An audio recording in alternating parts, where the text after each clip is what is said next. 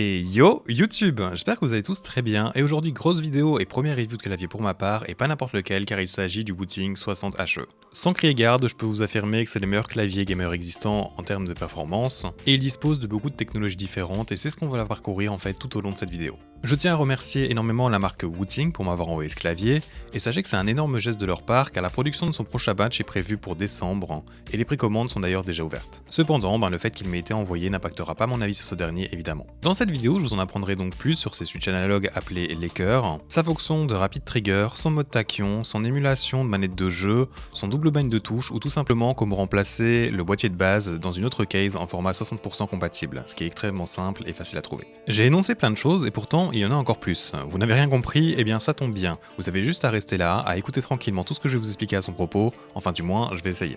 Mais avant cela, n'oublie pas de t'abonner à ma chaîne pour suivre tout mon contenu vidéo axé sur l'optimisation des performances sur votre matériel, et cela pour tout FPS compétitif. Vous pouvez aussi lâcher un gros pouce bleu tant que vous y êtes, qui est donc une très bonne aide pour la chaîne. Merci beaucoup à ceux qui prendront le temps de le faire. Tu peux nous rejoindre également sur Discord, t'abonner à mon Twitter, ou encore venir sur mes streams Twitch pour voir mon gameplay principalement sur Apex Legends avec un niveau de Master et anciennement Predator. Tout est dans la description et tu es le bienvenu partout, donc n'hésite pas. Bien, maintenant que cela est dit, commençons par parler de l'unboxing et des accessoires du clavier. L'expérience d'unboxing est plutôt agréable, l'espace est bien optimisé pour chaque élément. Sur le dessus de la boîte, il y a une petite carte postale Wooting plutôt sympathique qui rajoute de la couleur à l'unboxing. Ensuite, à gauche, vous avez l'explication de comment attacher la brassière jaune qui rend l'esthétique de ce clavier plutôt original. D'ailleurs, en soi, vous n'êtes pas obligé d'attacher cette brassière obligatoirement. Vous pouvez par exemple mettre un autre tissu, voire même un morceau de papier que vous avez personnalisé, du moment qu'en fait vous y faites 2 trous pour les vis. Vous avez ensuite un sachet plastique contenant justement ces vis pour la brassière, mais aussi d'autres vis supplémentaires qui servent si vous voulez par exemple changer le boîtier du clavier, mais on y reviendra plus tard. Les dernières choses dans ce sachet sont un outil qui sert à retirer les touches de clavier, ainsi que 2 switches supplémentaires en cas de remplacement nécessaire. C'est plutôt une très bonne idée ici, car ce sont les seuls switches compatibles avec la technologie de ce clavier. D'ailleurs, vous allez voir tout au long de cette vidéo que Wooting a vraiment pensé à tout pour son clavier. Ensuite, nous retrouvons bien sûr le câble du clavier, qui est très important car par exemple, j'ai eu moi des problèmes avec mon câble custom. Le problème vient justement de ces boucles en fait. Je vous conseille donc d'utiliser le stock pour n'avoir aucun problème, ou alors un custom mais droit sans boucle, qui réduira donc la distance parcourue pour autant d'informations. Il faut savoir que le câble du Wooting n'est pas très flexible, il est plutôt très rigide et garde en fait la forme que vous lui donnez, il y a donc quand même moyen de faire quelque chose de correct du coup. Après ça, vous avez une coque en plastique qui protège le clavier. Je vous conseille bien sûr de le garder pour par exemple éviter qu'il prenne la poussière quand vous allez dormir ou que vous n'êtes pas sur votre PC. Et le dernier élément est donc le clavier assemblé, et comme vous pouvez le voir, ma version est le format ISO mais sans les touches car elle n'était pas encore disponible en assertif français. D'ailleurs, depuis cela, la marque va proposer un set en ABS vendu avec le clavier si vous voulez l'utiliser directement sorti de sa boîte. Mais personnellement, j'avais déjà des keycaps pour mon précédent clavier custom, donc cela ne m'a pas dérangé du tout, c'était même mieux d'ailleurs. Du moment que le clavier est en format ISO, vous pouvez l'utiliser en langage français donc.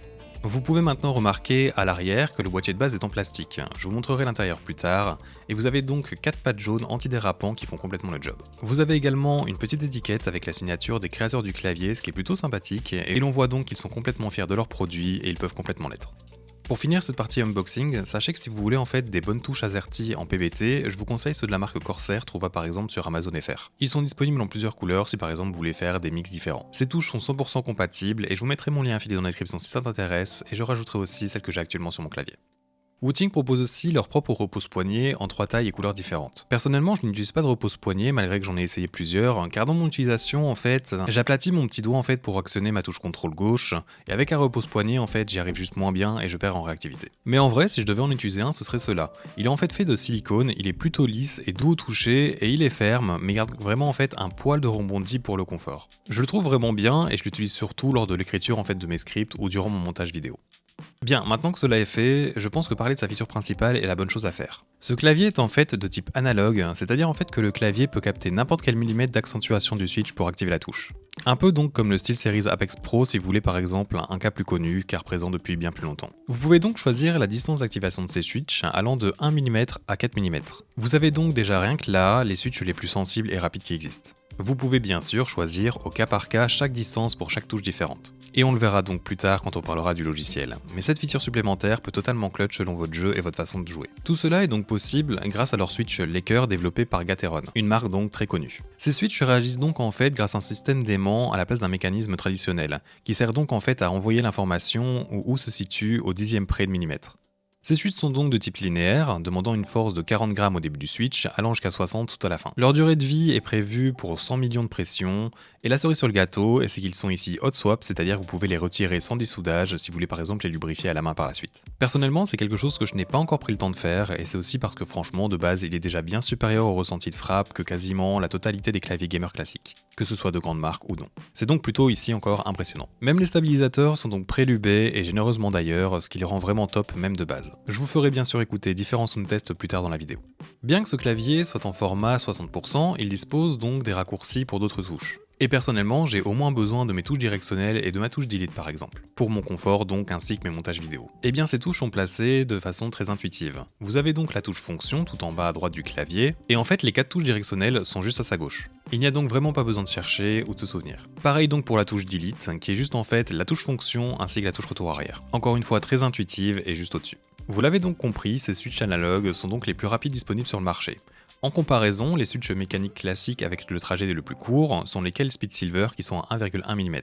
La personnalisation en fait du booting fait que vous pouvez donc trouver la valeur que vous préférez, et personnellement j'ai réglé l'ensemble de mes touches à 1 mm d'activation de base. Et j'ai ensuite réglé au cas par cas certaines touches comme je vous montre à l'écran. J'ai trouvé que descendre en dessous de 0,7 mm pouvait être un peu trop sensible, et c'est donc pour cela que j'ai choisi cette valeur pour mes déplacements. J'ai aussi mis cette valeur pour ma touche d'action qui est F, ma touche Shift pour amorcer ma course, la touche espace et ma touche pour enlever mes armes. J'ai aussi changé pour certaines touches que je ne veux pas activer par accident, tout en gardant une bonne réactivité à 1,5 mm, comme mon inventaire, ma carte ou la touche Escape. Et dernièrement, j'ai aussi réglé la touche Windows à 3,5 mm d'activation, pour être sûr en fait qu'elle ne s'active que lorsqu'elle est presque totalement enfoncée. Et cela m'évite donc de juste la désactiver.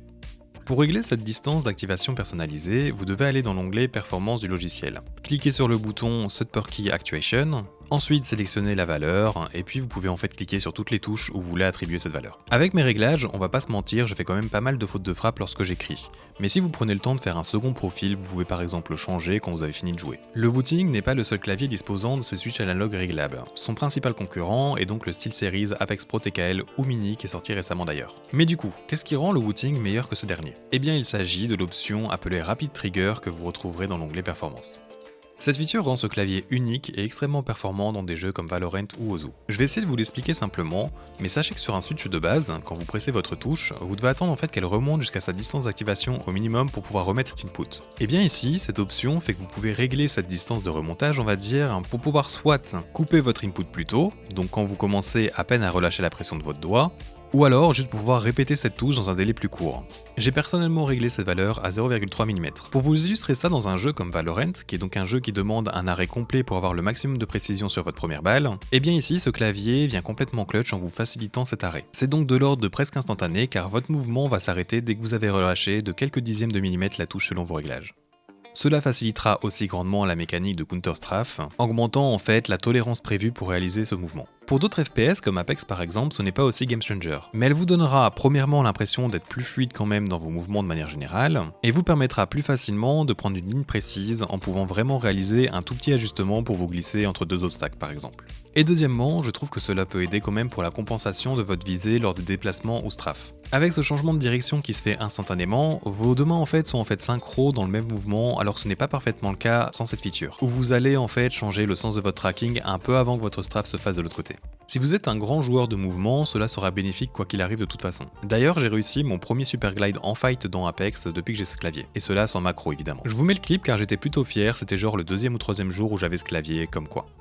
Cette feature ne s'arrête pas là non plus, car vous pouvez en fait décider d'activer le mode Rapid Trigger en continu. Et cela vous permet notamment de spammer en fait votre touche à répétition sans presque avoir à remonter votre touche. Imaginons ici un scénario dans League of Legends ou à MMORPG, où vous attendez en fait le temps de recharge d'une compétence et que vous vous mettez en fait à la marteler pour la voir à la seconde près où elle est prête. Et bien sur un clavier classique, vous devez la presser jusqu'au bout, la laisser remonter et recommencer. Et d'ailleurs, il se peut que si vous ne l'ayez pas remonté jusqu'au bout, vous avez donc des inputs qui ne seront pas en fait pris en compte. Et bien ici avec cette option, vous pouvez être tout en bas du switch, remonter jusqu'à votre valeur définie et continuer en fait à rentrer votre input tout en bas du switch, qui vous fait donc en fait gagner en réactivité dû à toute cette distance que vous n'avez pas à parcourir. J'espère que j'ai pu être clair avec cette feature du Rapid Trigger car c'est un élément très important, et je peux vous assurer que vous remarquez très bien en fait ce gain de réactivité et de timing peu n'importe votre jeu. Bien, finissons de parler des autres features disponibles dans le logiciel et ensuite nous passerons au changement de boîtier ainsi qu'aux différents soundtests. Vous avez ici dans la colonne de droite le mode tachyon. C'est encore une feature propre au booting qui va en fait s'occuper de couper les effets de votre éclairage du RGB. Juste les effets donc et pas tout le RGB. Et cela pour en fait optimiser son temps de réponse. C'est notamment ce mode qui fait qu'il n'est pas compatible avec des câbles custom comprenant des boucles. Avec ce mode, le booting se place donc dans les 10 premiers claviers en termes de temps de réponse si on se fie à la liste disponible sur le site Ratings, dont je vous avais déjà parlé dans une précédente vidéo. Pour revenir au RGB, personnellement, je l'ai donc laissé en statique, de toute façon c'est ce que j'aurais choisi de base, et je l'ai réglé à 60% de luminosité, car je trouve que le RGB de ce clavier est très puissant comparé à d'autres. Et le fait que la plate en fait soit blanche aide que le RGB se reflète également. Vous pouvez bien sûr régler chaque touche d'une différente couleur si vous le souhaitez, il vous suffit en fait de choisir votre couleur et puis de cliquer en faisant glisser votre curseur sur les touches que vous voulez sélectionner. Si j'enlève le mode tachyon, je perds donc 1 ms de réaction, ce qui est plutôt insignifiant au passage. Et je peux en fait vous montrer différents effets sympathiques comme le ripple qui va pulser en fait à chaque activation, et cela en reflétant chaque sélection de base du RGB de la touche. Vous avez aussi le mode touch que je vous ai déjà montré juste avant, qui transforme en fait votre première rangée en touche visuelle pour voir votre distance d'activation pour votre touche actuelle. Ensuite, il y a le jelly qui fait la même chose mais en fait proportionnel sur tout le clavier. Et vous avez l'AOE mais en fait c'est sur les touches adjacentes. Ce clavier dispose également d'un mode veille en 2 parties et il va d'abord baisser en luminosité avant d'éteindre son RGB complètement. Dans le logiciel, vous pouvez bien sûr changer l'attribution de chaque touche comme vous le souhaitez. Et vous avez ensuite de nouveau une nouvelle feature qui est le réglage des touches avancées appelé Dynamic Keystroke. En gros, cela vous permet de faire qu'une touche peut avoir 2 différents inputs selon votre degré de pression. Pour faire simple, si vous jouez à Code par exemple, vous avez normalement une touche définie pour vous accroupir et une autre touche pour vous allonger au sol. Et bien avec cette fonction, vous pouvez faire que votre accroupissement sera réglé de 0,1 à 2 mm par exemple, donc la moitié de distance du switch, et par contre, si vous passez au-delà de cette distance, vous déclenchez en fait votre allongement. Ce n'est pas quelque chose que j'ai testé personnellement, mais peut-être qu'en réfléchissant pas mal, il y a moyen de trouver vraiment des belles utilités à cela. Je pense que cela demanderait quand même un très long d'adaptation par contre. La dernière feature à ce niveau est le fait de pouvoir simuler l'input analogue, comme par exemple le ferait un joystick sur une manette. En gros, imaginez un jeu de course, vous pouvez en fait régler votre clavier pour que l'accélération de votre voiture se fasse graduellement selon la pression de votre touche, ou encore simuler à quel point vous voulez tourner votre volant de votre voiture, qui a pour but d'augmenter l'immersion, notamment en plus de son aspect pratique. Un autre exemple personnel, mais j'ai été un gros joueur de The Binding of Isaac, et tout le monde est passé en fait à la manette à une certaine version du jeu car vous avez besoin parfois en fait de contrôler lentement le déplacement du personnage, et cela à l'aide du joystick. En gros, vous ne voulez pas toujours avancer à la vitesse maximum, vous avez parfois besoin de faire des petits mouvements précis. Et avec un clavier classique, ce n'est pas possible car il ira toujours à la vitesse maximum. Et bien avec ce clavier, c'est donc tout à fait possible de lâcher la manette si vous le souhaitez. On en a fini avec le logiciel qui s'appelle donc Wootility et des features internes. Mais d'ailleurs, je vous ai pas dit l'une des choses les plus cool à son propos. C'est que ce logiciel peut aussi être tout simplement une page internet. Je vous conseille quand même d'installer le logiciel la première fois pour en fait faire les mises à jour. Et personnellement, moi je l'ai gardé car il est quand même plus à portée de main dans cette forme, devant tester en fait pas mal de choses. Mais si vous le souhaitez, vous pouvez juste ouvrir une page sur votre navigateur internet, régler les paramètres de votre routing et puis fermer la page, sans avoir rien installé. C'est encore une chose que l'on ne retrouve chez aucun autre clavier si je ne m'abuse. Bien, on va passer maintenant aux dernières choses concernant ce clavier, mais avant cela, je pense que si tu es encore là à ce stade de la vidéo, c'est sûrement que tu l'apprécies, et tu peux donc certainement prendre 5 secondes supplémentaires pour t'abonner à ma chaîne, ainsi que lâcher un énorme pouce bleu pour m'aider, car comme tu peux le voir, elle m'a demandé vraiment beaucoup de temps et j'aimerais beaucoup qu'elle soit visible par plein de gens. Merci beaucoup à ceux qui prendront le temps de le faire, vous êtes vraiment les meilleurs. Tout d'abord, je vais vous mettre un sound test du clavier 100% stock, et ensuite on parlera de sa dernière feature.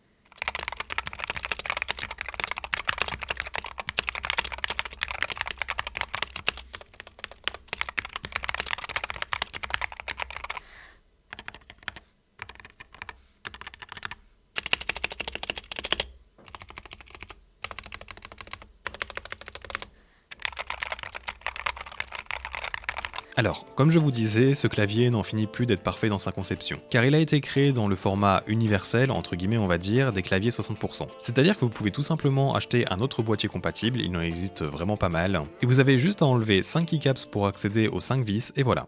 L'ensemble du clavier se retire aussi facilement que ça sans devoir retirer les switches ou dévisser d'autres choses. Et vous pouvez tout simplement le placer dans un autre boîtier et remettre ces 5 vis. D'ailleurs je dis 5, mais il y a un 6ème trou en fait prévu si vous le souhaitez. Et c'est d'ailleurs ici le seul défaut que j'ai trouvé à ce clavier. C'est que ce trou se situe entre les touches G et H, et en fait il attire énormément le regard car tout est blanc et uniforme, et vous avez ce trou visible noir en plein milieu. Je pense d'ailleurs mettre du bandage adhésif par-dessus d'ailleurs prochainement et ce sera réglé.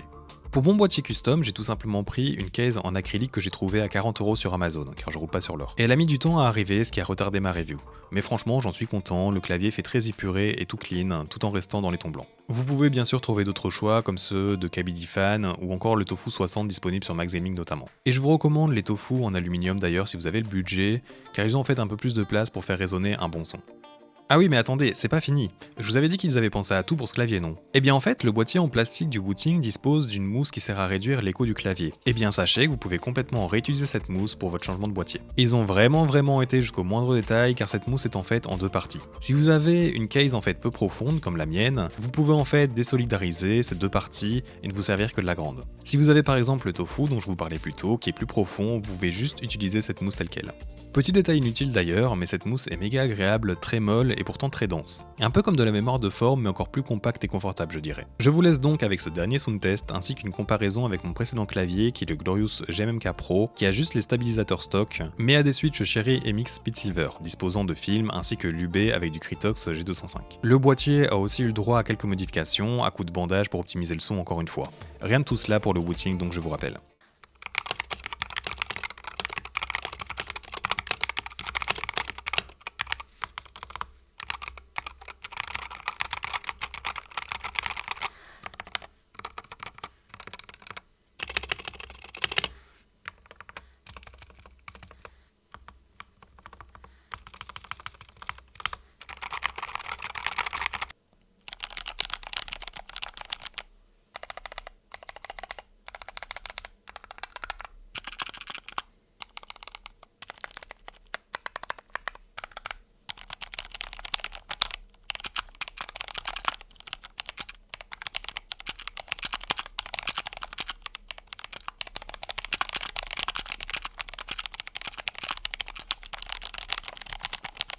On arrive donc maintenant à la fin de cette review. J'essaie de vous en apprendre un maximum à son propos car c'est vraiment une pièce unique de technologie et dispose de features innovantes et excellentes pour les jeux vidéo. Depuis que je l'ai branché, il n'a pas quitté mon bureau et je pense que je n'aurai plus à le faire avant un très long moment. J'ai encore de la marge en termes d'optimisation du son ainsi que le fait de juste luber les switches. Mais il me convient énormément en l'état actuel qui m'aurait juste demandé 10 minutes de mon temps si je n'avais pas à filmer, ce qui est plutôt insane. Le dernier point de cette vidéo sera ce qui est un peu triste pour l'instant, c'est la disponibilité du clavier.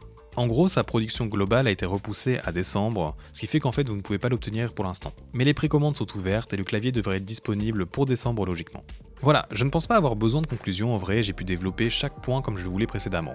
Mais sachez qu'il y a aussi pas mal de vidéos explicatives sur la chaîne YouTube de Wooting, expliquées donc par eux-mêmes, donc n'hésitez pas à y jeter un coup d'œil également. J'espère que la vidéo t'a plu, n'oublie pas s'il te plaît de lâcher ton petit pouce bleu avant de partir, voire même de partager cette vidéo à des connaissances qui veulent connaître quel est le meilleur clavier disponible à l'heure actuelle. Tu peux aussi parcourir bien sûr ma chaîne pour trouver plein d'autres contenus dans ce genre, mais surtout axés sur les souris et les tapis de souris.